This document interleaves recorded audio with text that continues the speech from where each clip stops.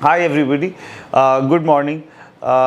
मेरे कट का एक हफ़्ता पूरा हो गया है। इस हफ्ते के एंड तक अभी तक मैंने half a KG wait drop किया है, विच इज़ ओके। मुझे इतना ज़्यादा वेट ड्रॉप की टेंशन नहीं है।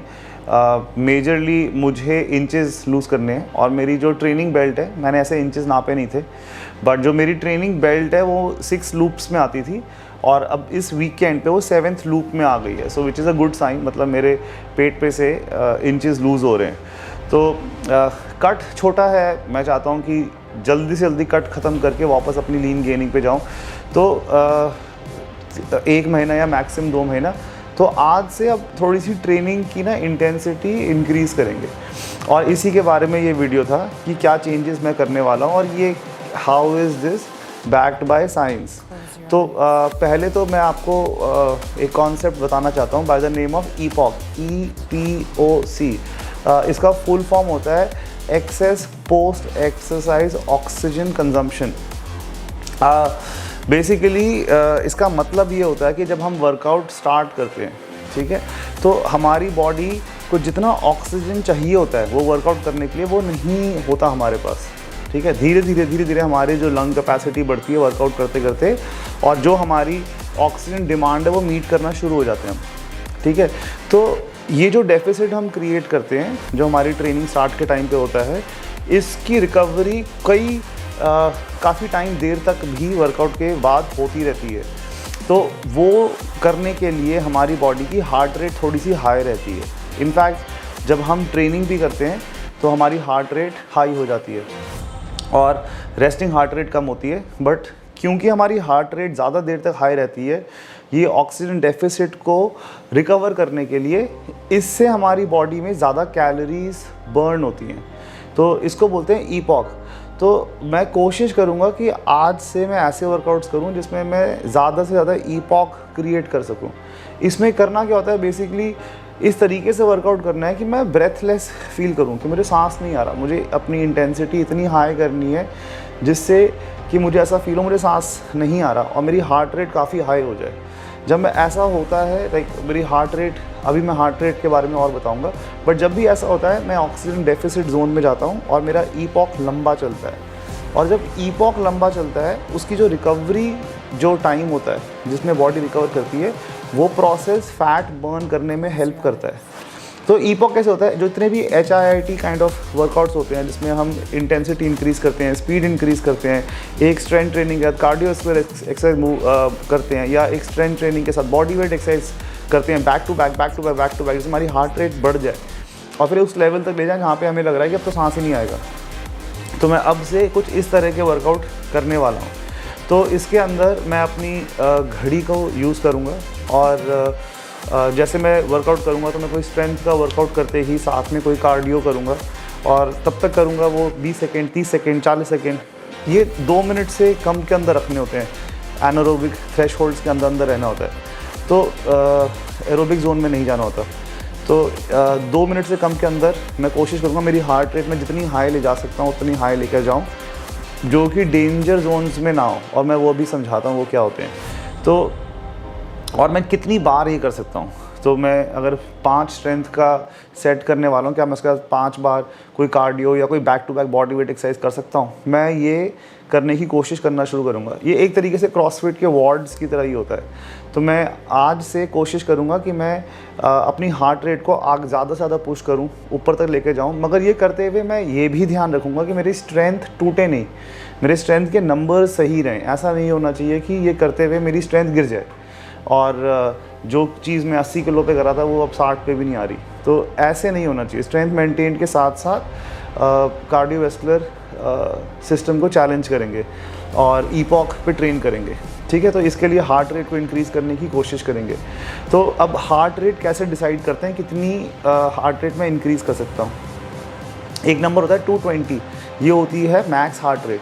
अगर हम इसमें से हमारी एज को माइनस कर दें, जैसे मैं 44 का हूँ, तो अगर मैं 220 से 44 को माइनस कर दूँ, विच इज़ रफली अराउंड 175, हाँ 176, तो ये मेरी मैक्स हार्ट रेट है, ठीक है। अब मैं डिपेंडिंग अपॉन माय फिटनेस अपनी जो ये 176 है इसके 95% से 77% के जोन में अगर जाता हूँ, जिसमें मेरी हार्ट रेट काफ़ी हाई रहेगी, अराउंड 160 बीट्स पर मिनट, मैं एवरेज बता रहा हूँ, अगर इतनी तक रहेगी 95% to 77%, that is called vigorous training. ये विगरस जोन होते हैं, ठीक है। अगर मैं 65% ऑफ माई 176 जो मैक्स हार्ट रेट है, 65 टू 77% में रहता हूँ, तो वो भी मॉडरेट ट्रेनिंग के अंदर आना शुरू हो जाता है। और 65 से नीचे 55 तक वो इजी में आना शुरू हो जाता है। तो और उसके नीचे बेकार होता है, वो तो obviously almost resting heart rate ही हो जाती है। तो मैं ये नंबर होते हैं, आप भी अपनी एज के हिसाब से ये कैलकुलेट कर सकते हो एंड फिर अपनी फ़िटनेस के हिसाब से पुश कर सकते हो। पहले इजी जोन्स में ट्रेनिंग करो, फिर धीरे धीरे अपनी ट्रेनिंग्स को आप मॉडरेट जोन में लेके जाओ, 65 to 77% of your max heart rate. फिर धीरे धीरे अपनी हार्ट रेट को उससे भी ऊपर लेकर जाओ, जैसे जैसे आपकी फ़िटनेस बढ़ती जाए। तो ऐसे ही आज से मैं अपने वर्कआउट्स करना शुरू करूँगा, जिसमें मैं कोशिश करूँगा कि मैं विगरस जोन के अंदर अपनी हार्ट रेट को लेके जाऊँ ही जाऊँ। तो which is somewhere around 145 plus beats per minute तक तो लेके जाऊँ ही जाऊँ। तो स्मार्ट वॉच यूज़ करेंगे, हार्ट बीट बढ़ाने से ही कैलोरीज बर्न होती हैं। अगर कई ऐसे फैट बर्नर्स आते हैं जो हम यूज़ करते हैं जिससे हार्ट रेट हाई रहती है, वो यही काम कर रहे हैं। तो बिना उनके भी हम ये कर सकते हैं बाय ट्रेनिंग। और वो ट्रेनिंग इसी तरह की होती है। इस ट्रेनिंग के भी कुछ रूल्स होते हैं, बहुत ज़्यादा बार नहीं कर सकते। तो बट मुझे ये करना आता है, मुझे पता है मैं कितनी कार्डियो करूँगा और कितनी बॉडी वेट एक्सरसाइजेस से या back to back compound lift से ये हार्ट रेट हाई कर सकता हूँ। तो ये मैं कर लूँगा, ठीक है। तो आज देखना, आपको मज़ा आएगा। आपसे वर्कआउट थोड़े और मुश्किल चैलेंजिंग बनाएंगे, ठीक है। तो I just wanted to share about HIIT workouts कि वो कैसे होते हैं and EPOC as a rule क्या करता है और उसका बेनिफिट। ऑब्वियसली जो रिकवरी टाइम है इससे ज़्यादा कैलोरीज बर्न होती हैं, ज़्यादा फैट बर्निंग कैपेबिलिटीज़ बॉडी की बढ़ जाती हैं एंड ज़्यादा फिटनेस भी इम्प्रूव होती है, ज़्यादा कार्डियोवैस्कुलर सिस्टम भी इम्प्रूव हो जाता है।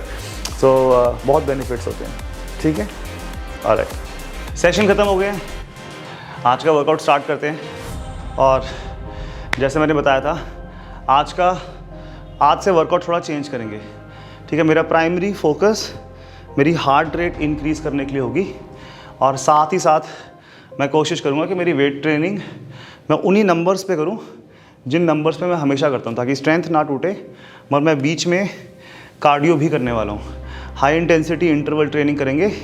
मैं कोशिश करूँगा कि मेरी हार्ट रेट में बिटवीन सेट्स 160 की लेकर जाऊँ, ठीक है। आज चेस्ट का वर्कआउट है, तो स्टार्ट करते हैं। पहली एक्सरसाइज इंक्लाइन बेंच से शुरू कर रहे हैं।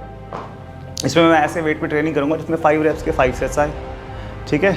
और जैसे ही ये सेट ख़त्म होगा, मैं साथ में कोशिश करूँगा कि अपनी हार्ट रेट को बढ़ाऊँ। उसके लिए मैं 10 बर्पीज़ मारूँगा और ऐसे में 5 सेट करने वाला हूँ, ठीक है।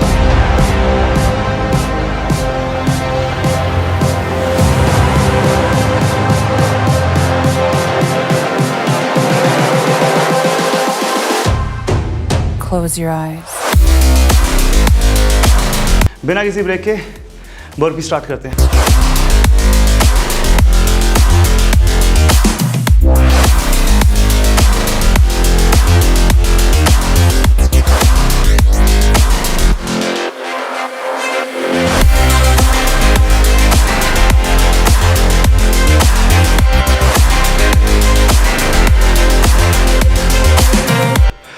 ओके, तो ये था सेट 1। इसे देखते हैं कि मेरी हार्ट रेट कितनी ऊपर गई है। ओके, सो मेरी हार्ट रेट 135 हिट कर रही है, ठीक है। तो जैसे ये 120 हिट करेगी, मैं अपना अगला सेट दोबारा स्टार्ट कर दूंगा, ठीक है। तो कोशिश करूँगा मैं धीरे धीरे इसको 150 160 तक टच करूं और रेस्ट उतना ही लूँगा जितने में मेरी हार्ट रेट वापस 120 तक आती है, ठीक है। ऐसे 5 सेट करेंगे। मेरे एक्सरसाइज के बीच में दोनों कार्डियो और स्ट्रेंथ के बीच में 1.5 मिनट तक का अप्रॉक्सीमेटली रेस्ट आ रहा है। उतने में मेरी हार्ट रेट 120 की पहुंच जाती है। अगर आप ये करो तो हो सकता है आपको 2 मिनट 2.5 मिनट लगे, तो ले लेना। ज़बरदस्ती 1.5 मिनट में मत स्टार्ट करना, ठीक है। ऑल्सो अगर आप बिगनर हो और आपको हार्ट रेट और नीचे लेके जानी है, 100 तक रखनी है, रख लेना। ऊपर की हार्ट रेट आपको 130 तक रखनी है, रख लेना। धीरे धीरे करना, स्पेशली अगर आपको कोई हार्ट रिलेटेड कंडीशन है तो। और नेक्स्ट मैं करूँगा इंक्लाइन बेंच पे डंबल प्रेस, और जैसे ही वो ख़त्म करूँगा मैं साथ में करूँगा 15 बॉक्स जंप्स। दोबारा गोल है कि मैं अच्छे वेट के ऊपर इंक्लाइन बेंच मारूँ और साथ में अपनी हार्ट रेट इंक्रीज़ करूँ इस बॉक्स जंप्स के साथ, ठीक है। चलो स्टार्ट।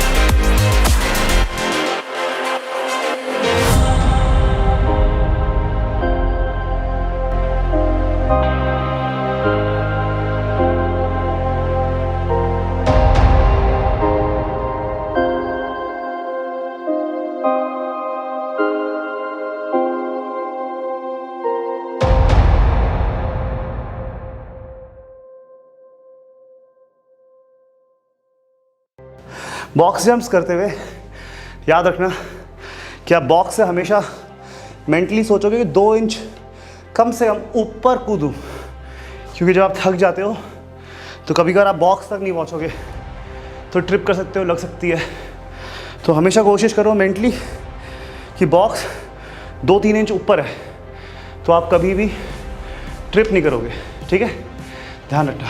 नेक्स्ट, क्योंकि मेरी हार्ट रेट 140 से ऊपर नहीं जा रही, ठीक है, तो मैं अब एक और एक्सरसाइज ऐड करूँगा। तो पहले तो मैं करूँगा पुशअप्स। ये मैं डंबल से पकड़ के करूँगा ताकि मेरी एक हैमर ग्रिप की फील आए, ताकि उससे मेरे पैक्स अलग तरीके से ट्रेन होते हैं और मैं उसको अच्छे से स्क्वीज़ करूँगा। ये मैं 15 से 20 से 25 रेपिटेशन जितने आए नॉन स्टॉप टिल फेलियर लेके जाऊँगा। जैसे ये ख़त्म होगा मैं पुलअप बार पे पुलअप्स मारूँगा अप्रॉक्सीमेटली 10 रेप, ठीक है। और उसके बाद जैसे ही वो ख़त्म होगा मैं माउंटेन क्लाइंब्स भी करूँगा। तो बैक टू बैक 3 एक्सरसाइजेज करूँगा मैं।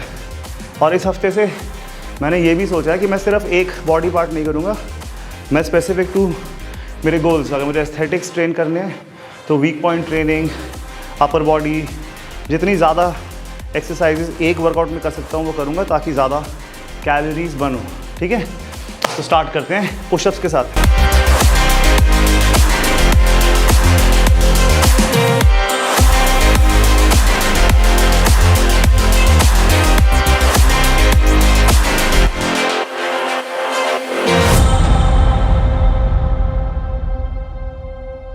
पुलअप्स करते हुए मैं बैंड्स यूज़ करने वाला हूँ, क्योंकि मैं सिर्फ चिन बार तक नहीं लेके जाना था। मैं कोशिश करूँगा मेरी चेस्ट बार तक जाए ताकि मेरे को अपर बैक पे बहुत अच्छा कॉन्ट्रैक्शन आए, ठीक है।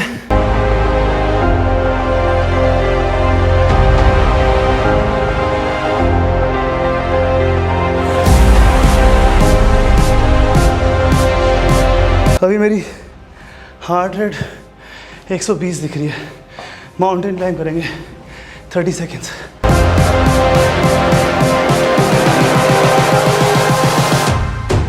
Close your eyes.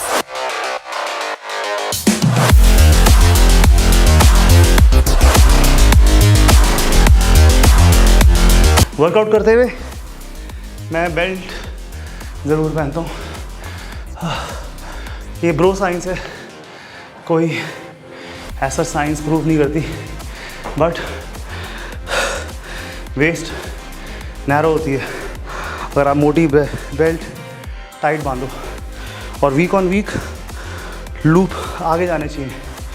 मेरे फर्स्ट वीक और सेकेंड वीक के बीच में एक लूप का फ़र्क है, which is slightly more than ½ inch, hammer grip में अप्रॉक्सीमेटली 75 पुशअप्स मार लिए थे। अब मैं 3 सेट करूँगा नॉर्मल पुशअप्स के। इसके अंदर भी मैं बर्न आउट तो हो जाऊँगा हर सेट में, जितने रेप्स आते हैं। वो ख़त्म करते ही मैंने अपनी एक पुलअप की एक्सरसाइज खुद बनाई है, बड़ी इफेक्टिव लगती है, मैं आपको दिखाता हूँ। वो करेंगे, उसमें मैं ज़्यादा रेप नहीं मार पाता, 5, 6, 7, और साथ में ख़त्म करते ही रोप स्लैम्स मारेंगे 30 सेकेंड। अगेन गोल यही है कि मैं अपनी हार्ट रेट 150, 160 टच करूँ, मगर ये 145 तक ही जा रही है। ठीक है, स्टार्ट करते हैं।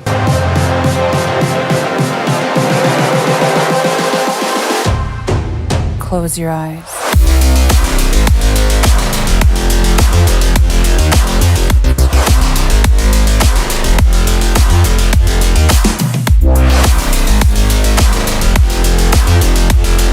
तो ये पुल अप की एक्सरसाइज एक तरीके से जैसे हम बैक की पोजिंग करते हैं वैसी है।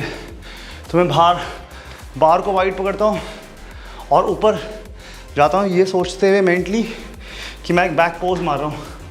मुझे ये बहुत ही अलग अलग जगहों पे दर्द कराती है। मुझे ये किसी ने सिखाई नहीं है, मगर मुझे बहुत इफेक्टिव लगती है।